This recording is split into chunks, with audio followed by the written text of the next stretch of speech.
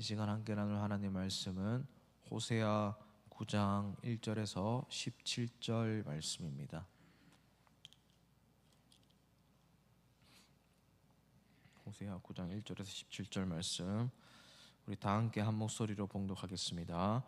이스라엘아, 너는 이방 사람처럼 기뻐 뛰놀지 말라. 내가 음행하여 내 하나님을 떠나고 각 타작마당에서 음행의 값을 좋아하였느니라. 타작마당이나 술틀이 그들을 기르지 못할 것이며 새 포도주도 떨어질 것이요 그들은 여호와의 땅에 거주하지 못하며 에브라임은 애굽으로 다시 가고 아수르에서 돌아온 것을 먹을 것이니라. 그들은 여호와께 포도주를 부어드리지 못하며 여호와께서 기뻐하시는 바도 되지 못할 것이라. 그들의 재물은 애곡하는 자의 떡과 같아서 그것을 먹는 자는 더러워지나니 그들의 떡은 자기의 먹기에만 소용될 뿐이라. 여호와의 집에 드릴 것이 아님이니라. 너희는 명절날과 여호와의 절기의 날에 무엇을 하겠느냐? 보라, 그들이 멸망을 피하여 갈지라도 애굽은 그들을 모으고 노은 그들을 장사하리니 그들의 은은 귀한 것이나 찔레가 덮을 것이요 그들의 장막 안에는 가시덩굴이 퍼지리라. 형벌의 날이 이르렀고 보응의 날이 온 것을 이스라엘이 알지라. 선지자가 어리석었고 신에 감동하는 자가 미쳤나니 이는 내 죄악이 많고 내 원한이 큼이니라. 에브라임은 나의 하나님과 함께한 바숫꾼이며 선지자는 모든 길에 침새 잡는 자의 그물과 같고 그의 하나님의 전에는 원한이 있도다. 그들은 기브아 시대와 같이 심히 부패한지라. 여호와께서 그 악을 기억하시고 그 죄를 벌하시리라.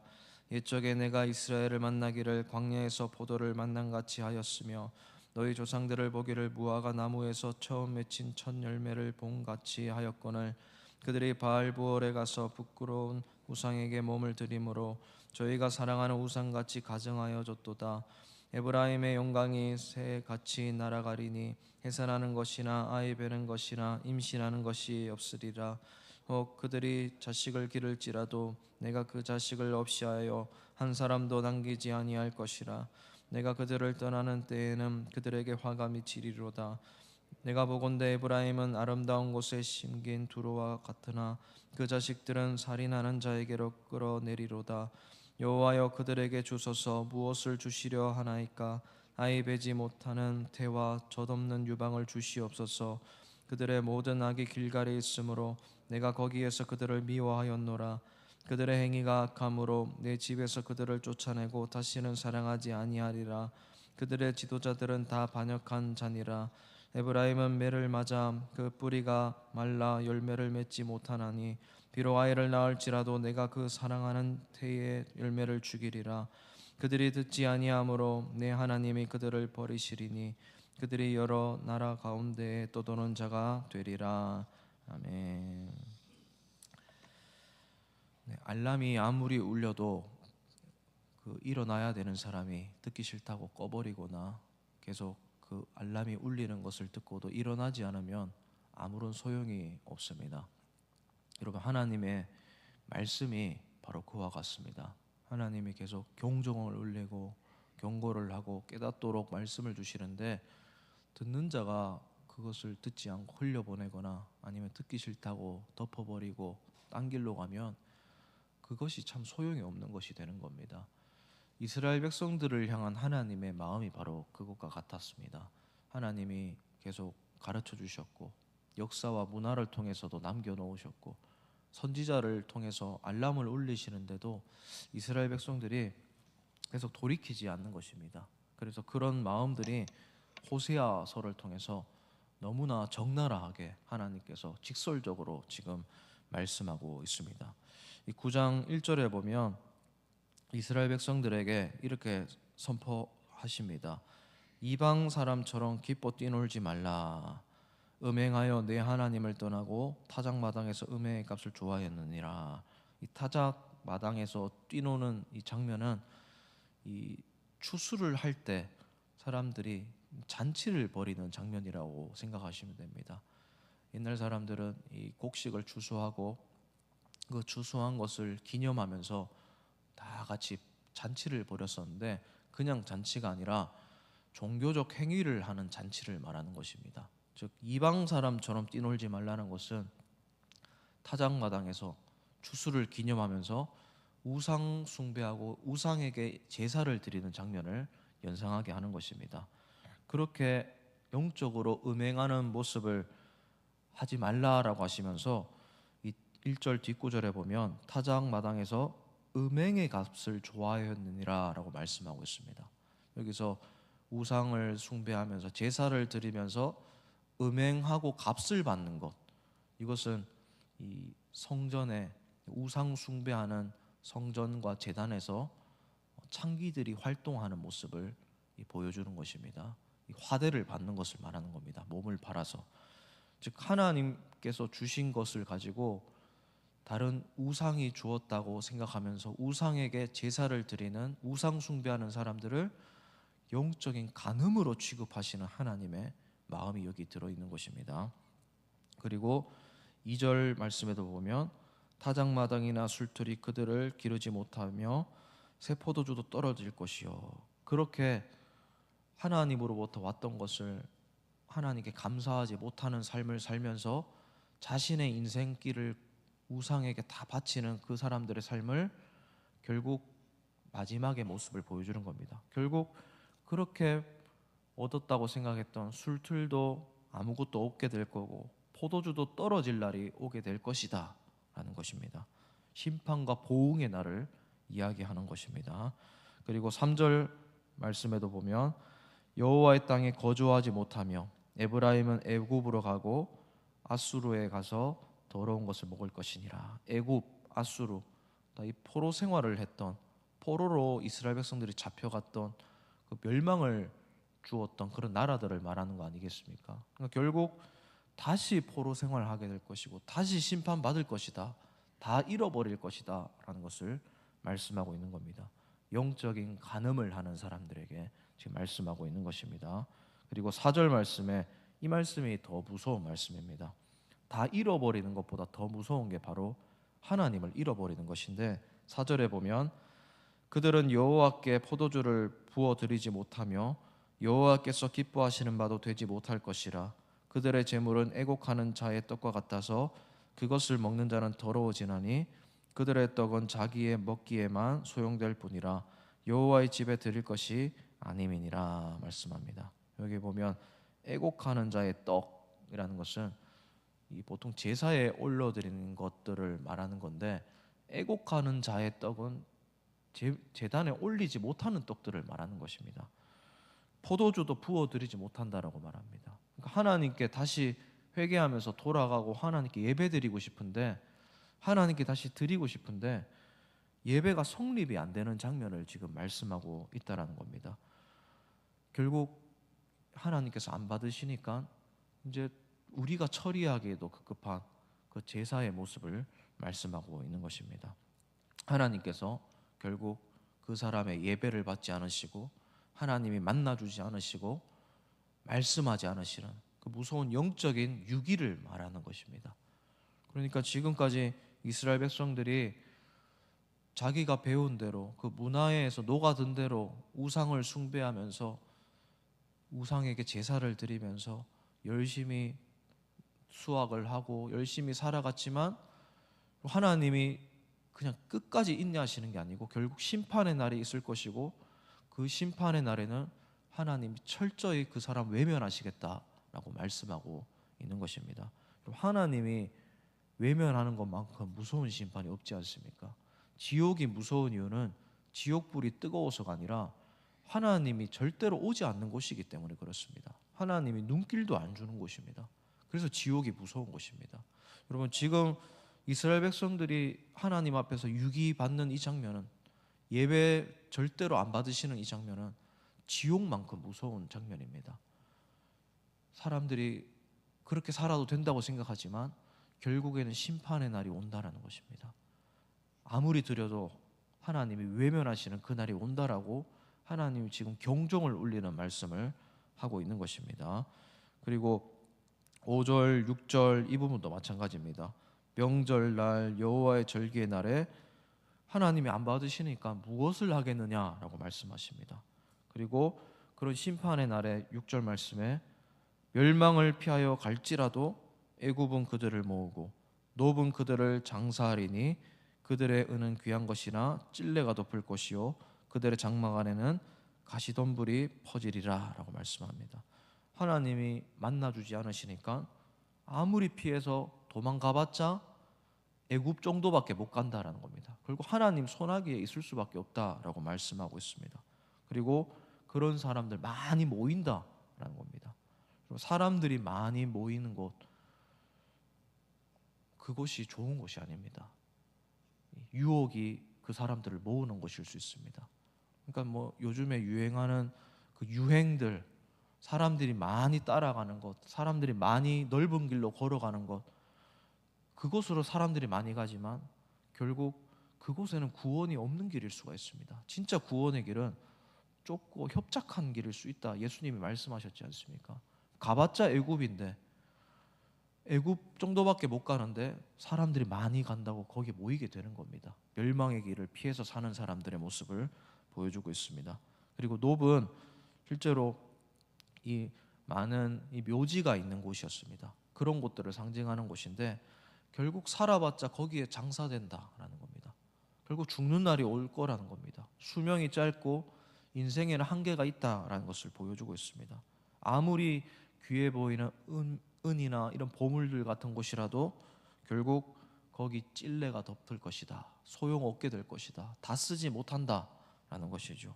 그리고 장막 안에 내가 거하는 그 넓은 집인 줄 알았던 안식처에도 결국 가시덤불이 덮이고 폐허가 된다라고 말씀하고 있는 겁니다. 그러니까 우리가 인생을 열심히 살고 이 세상에서 좀 유복하게 살고 부요를 추구하지만 결국 하나님 앞에서 피하는 인생은 언젠가 거기가 가시덤불이 덮이고 소용없게 된다는 겁니다. 그러니까 진짜 중요한 것을 생각하면서 살아가라라는 거죠. 타작마당에서 수학을 했다고 기뻐하면서 세상 길로 나아가지 말고 세상 사람들처럼 똑같이 살아가지 말고 중요한 거 잊지 말라는 겁니다. 그 순간에 하나님을 놓치지 말라는 거죠. 그래서 하나님이 선지자들을 보내서 알람을 계속 순간순간 이스라엘 백성들에게 울려주시지 않습니까? 그런데 이스라엘 백성들이 듣지를 않습니다. 오늘 읽었던 성경 통독했던 예레미야서에 나온 예레미야, 얼마나 많은 말씀을 이스라엘 백성들한테 남겼습니까? 그런데 말씀을 전한다고 심한 핍박을 받았던 사람이 예레미야였지 않습니까? 다른 선지자들도 마찬가지입니다. 알람을 꺼버립니다. 이스라엘 백성들이. 그 내용도 이제 오늘 말씀에 나옵니다. 7절 말씀에 보면 형벌의 날이 이르렀고 보응의 날이 온 것을 이스라엘이 알리라. 하나님이 알게 해주시니까 다 압니다. 알기는. 그런데 그들은 그렇게 말합니다. 7절 말씀에 선지자가 어리석었고 신에 감동하는 자가 미쳤나니 이는 내 죄악이 많고 내 원한이 금이니라. 알람을 울려도 선지자가 미쳤다라고 말합니다. 이 옳은 말 안 하는 사람들이라는 거예요. 복음을 전하면 복음이 말이 안 된다라고 말을 하는 겁니다. 하나님에 대해서 이야기하면 하나님이 어디 있느냐라고 말하는 것과 똑같은 거예요. 그러니까 선지자들이 알려주고 하나님 마음을 직접적으로 전달하는데도 안 듣는 겁니다. 왜냐하면 죄악이 이미 많기 때문에 그 마음에 하나님을 가리는 죄악들이 너무 많기 때문에 더 이상 들어갈 틈이 없는 겁니다. 이런 날이 오기 전에 돌이키라고 하나님이 이 호세아 선지자를 통해서 또 말씀을 하고 있는 겁니다. 그 당시 상황이 아마 그랬을 겁니다. 하나님이 확실하게 말을 해주는데도 때로는 귀 속에 그렇게 크게 울려주는데도 시끄럽다고 막 꺼버리는 이스라엘 백성들의 태도가 여기에 다 녹아져 있는 것입니다. 그리고 이 말씀이 계속 이어지는데 어디까지 이어지냐면 이제 9절 말씀까지 보면 기브아 시대와 같이 심히 부패한지라라고 말씀합니다. 기브아 시대. 이 기브아 시대는 이 사사 시대의 레위인 사건을 말하는 겁니다. 그때 레위인의 첩이 욕을 당하고 나서 그 시신이 레위인의 집에 들어오게 되는데 레위인이 그걸 발견하고 자기 첩에 그 시신을 12조각을 내서 12지파에게 뿌려버리고 그리고 그 범죄한 베냐민 지파를 온 이스라엘이 공격을 해서 베냐민 지파가 완전히 거의 멸망을 당할 뻔한 적이 있는 그 사건을 기브아 시대라고 말을 하는데, 정말 폐역한 시대, 끔찍한 사건이 일어나는, 자기 소견에 옳은 대로 행하는 그 시대를 말하면서 그 정도로 지금 악하다라고 지금 말씀하고 있는 겁니다.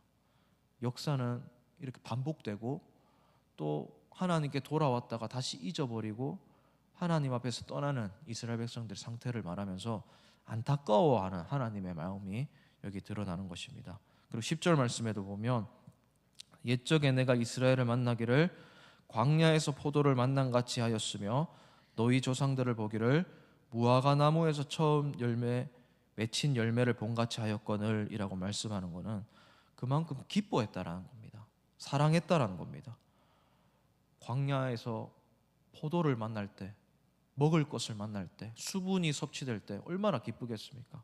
그리고 무화과 나무에 처음 맺힌 그 수확물을 보고 얼마나 감사했겠습니까? 하나님이 이스라엘 백성들 볼 때 그렇게 기뻐했다는 거예요.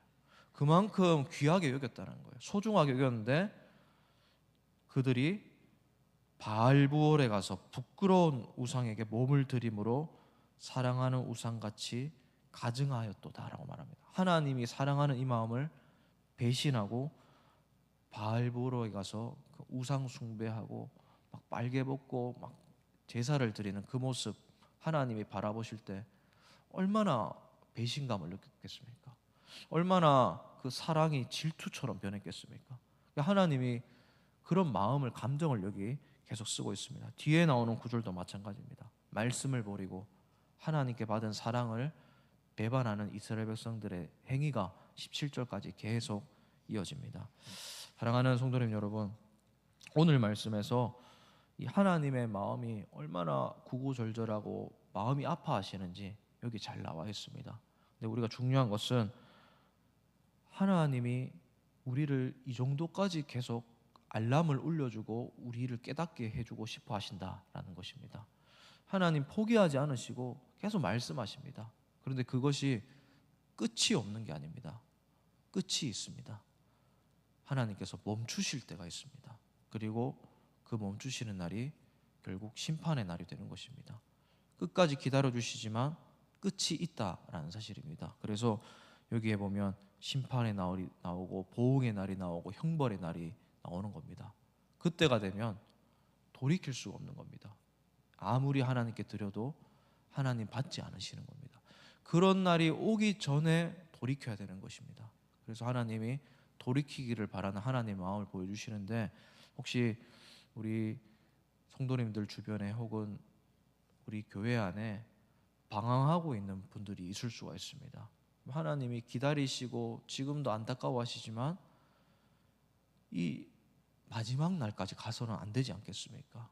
그 자녀들을, 방황하는 자녀들을 위해서, 또 아직도 돌아오지 않고 정말 세상으로 치닫고 있는 그분들을 위해서 끝까지 기도해 줄 사람은 우리밖에 없습니다. 아무도 그분들을 위해서 기도해 주지 않습니다. 그런데 복음 안에 있고 하나님 안에 있는 우리가 그들을 생각할 때 하나님께서 그 마음 계기를 주시고 기회를 주셔서 꼭 돌아오게 해주시기를, 이제는 시일이 얼마 남지 않았습니까? 하나님 앞에 다시 돌아오게 되기를, 그 돌아온 탕자처럼 쥐염 열매를 먹던 그 삶에서 다시 돌이키기를 간절히 기도해 주셔야 되는 겁니다. 여러분, 이 세상에 하나님 모르는 사람들이 많은데 하나님께서 완전하게 그 사람들을 돌아오게 하시기를 지금 간절히 애타게 찾고 있습니다. 우리가 하나님의 눈이 되어서, 하나님의 발이 되어서, 하나님의 입술이 되어서 그 사람들에게 복음을 끝까지 외치는 알람이 될 수 있기를 주님의 이름으로 진심으로 축복을 드립니다. 그런 마음으로 하나님의 사랑을 전달하는 대변인으로, 또 호세아처럼 귀하게 사용되는 하나님의 선지자로 살아가는 우리 성도님들 되시기를 진심으로 주님의 이름으로 축복을 드립니다. 우리 오늘 말씀을 기억하면서 우리 기도했으면 좋겠습니다. 하나님께서는 이방 사람처럼 살아가는, 제 갈 길로 소견에 오른 대로 살아가는 사람들을 안타까워하십니다. 돌아오기를 원하십니다.